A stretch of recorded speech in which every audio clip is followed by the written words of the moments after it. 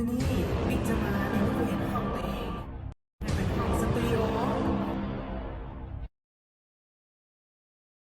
สวัสดียินดีต้อนรับเข้าสู่ช่องของ Big Blue Bass Channel Let me toggle. I don't know who's Margot. I just hit this lotto. I'm building up my cargo, and I know. การตามที่ได้ว่าไปแต่ต้นคลิปเลยนะว่ามื่อนี้บิ๊กจะมารีโนเวทห้องตัวเองให้เป็นห้องสตูดิโอเนาะก็ด้วยความที่ว่าบิ๊กหากกลับมาเฮ็ดคลิปลง Facebook YouTube นี่ก็ได้ประมาณ1 เดือนป่านี่แหละแต่ส่วนหลายคลิปที่เฮ็ดนี่จะเป็นคลิป cover เพลงเกี่ยวกับเพลงสลายก่อนบิ๊กก็เลยมีความคิดว่าอยากเฮ็ดอีก2นึงก็คือ Big Blue Bass Channel นี้อยากเฮ็ดคลิปที่บ่เกี่ยวกันกับเพลงเนาะเพื่อบ่ให้มันปนกันกับซ่องที่เฮ็ดเกี่ยวกับเพลงก็คือซ่อง Big Blue Bass นี้แต่ส่วน Facebook นี่บิ๊กจะใส่เป็นอันเดียวกันเลยมีคลิปห้องเพลงบ่คลิปเฮ็ดอีหยังต่างๆบิ๊กก็จะโพสลง Facebook เลยก็ขอฝากทุกคนช่วยเข้าไปกดติดตามให้เด้อ YouTube ก็คือช่อง Big Blue Bass และ Big Blue Bass Channel เนาะก็สำหรับใครที่กดติดตามแล้วบิ๊กก็ขอบใจหลายๆที่ช่วยผลักดันกันเนาะมาเข้าประเด็นกันเลยก็ตามที่ได้ว่าให้แล้วนะว่าจะมารีโนเวทห้องเนาะบิ๊กก็ได้เห็นไอเดียนึงในโซเชียลนี่ก็เดี๋ยวแปะฮู้ไว้ให้เบิ่ง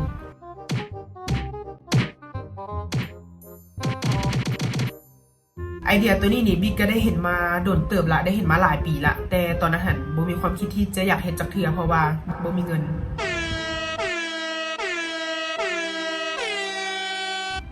และถามว่าตอนนี้มีบ่ก็บ่มี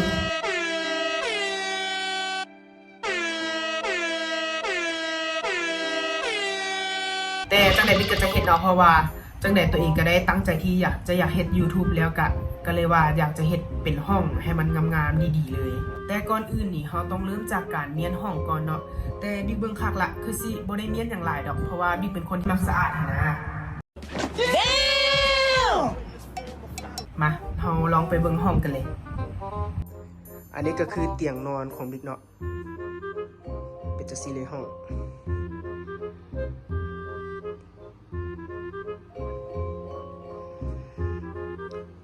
ส่วนอันนี้ก็จะเป็นไมค์อัดเพลงเนาะที่ว่าบิ๊กมักเอาไว้ใช้อัดเพลง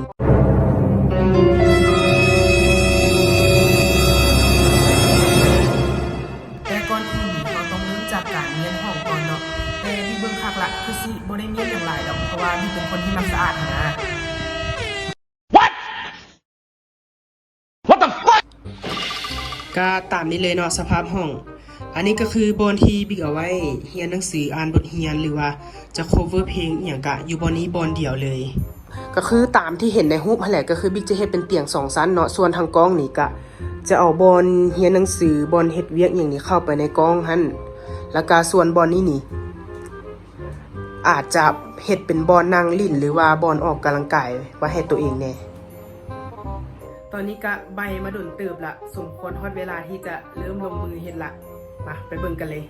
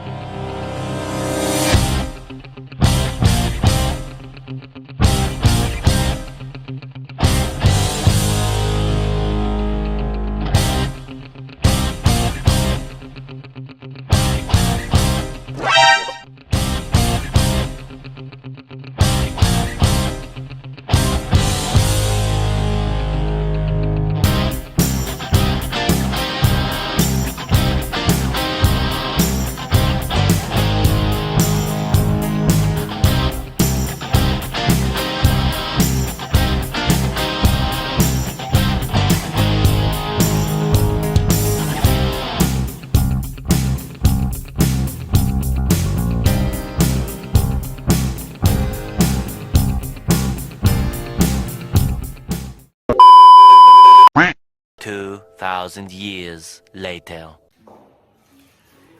หลังจากที่เราทาสีไปเมื่อวานนี้มื้อนี้ตื่นขึ้นมากับสีเริ่มแห้งแล้วก็จะเป็นประมาณนี้เลย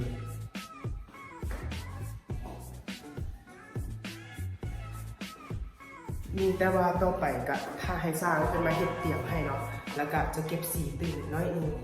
แล้วเรามาทาเบิ่งกันเลยว่ามันจะเป็นอะไร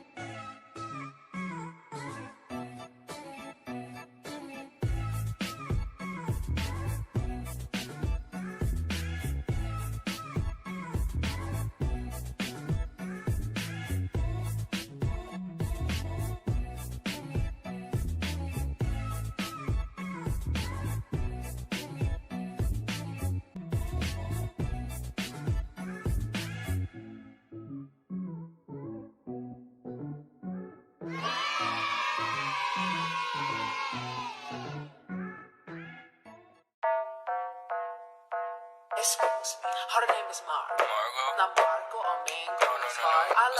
Someone said Wells Fargo. They call me Tiago. I don't know who's Margo.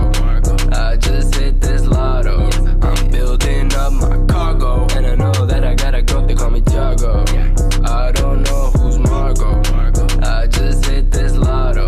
I'm building up my cargo, and I know that I gotta go. เป็นจังไดทุกคนห้องใหม่โอเคอยู่ว่ะก็หลังจากที่ช่วงหลังๆมานี่ตัวเองติดเรียกส่วนตัวน้อยนึงเนาะก็เลยบ่ค่อยมีเวลามาอัปเดตห้องให้เบิ่งปานใดก็บวกกันกับห้องนี้ก็ใช้เวลาในการเฮ็ดดนนี่พอสมควรเนาะ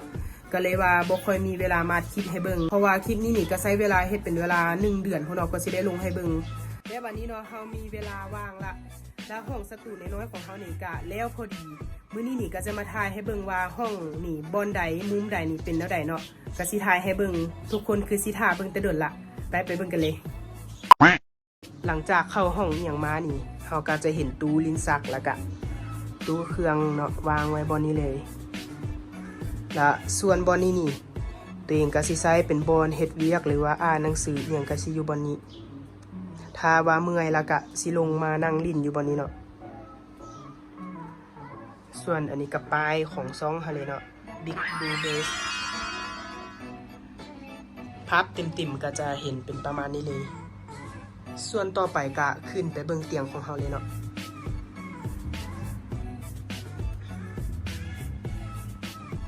ก็หลังจากขึ้นคันไดมาบอนนี้ก็จะเป็นบอนนั่งลิ้นอีกบอนนึงเนาะห้องจากตัวบอนลุมหันถ้าว่าบ่อยากนั่งบอนลุมก็สิขึ้นมานั่งลิ้นอยู่บอนนี้ที่จริงบอนนี้นี่ตอนแรกว่าสิเฮ็ดปะไว้ปะลงๆแต่มันคือสิลงโพสก็เลยบอกพอเฮานี่เฮ็ดเป็นบอนนั่งอีกบอนนึงไว้ให้อันนี้ก็เป็นเตียงของเขาเนาะก็สิเป็นแบบนี้เลยที่เห็นเอาตุ๊กตามาไว้หลายๆแต่สินี่บ่แม่นจังได๋บอนนี้นี่มันมีหูถ้าบ่มาใส่เดียว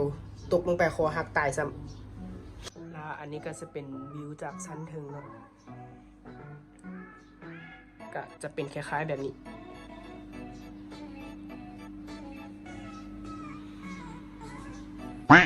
ก็ตอนนี้มาฮอดช่วงปิดท้ายคลิปของเราแล้วเนาะก็อยากฝากให้ทุกคนช่วยกดไลค์กดแชร์แล้วก็กด Subscribe ให้แน่เด้อกดให้ทั้ง2ช่องเลยถ้าเกิดมีวิดีโอหรือคอนเทนต์อย่างใหม่ๆมากะจะบ่ได้พลาดในการรับชมเนาะและถ้าเกิดใครอยากจะเป็นสปอนเซอร์หรืออยากลงโฆษณาในคลิปวิดีโอของช่องกะสามารถอินบ็อกซ์มาทาง Facebook Fanpage หรือว่าอินบ็อกซ์มาทางส่วนตัวก็ได้เดี๋ยวแปะคอนแทคไว้ในโพสต์ให้มาฮอดตอนนี้ก็ขอบใจสำหรับคนที่เบิ่งจนจบเนาะสำหรับมื้อนี้บ๊ายบาย They say you too tired, but I think that I love you. Her mama a party girl, she just want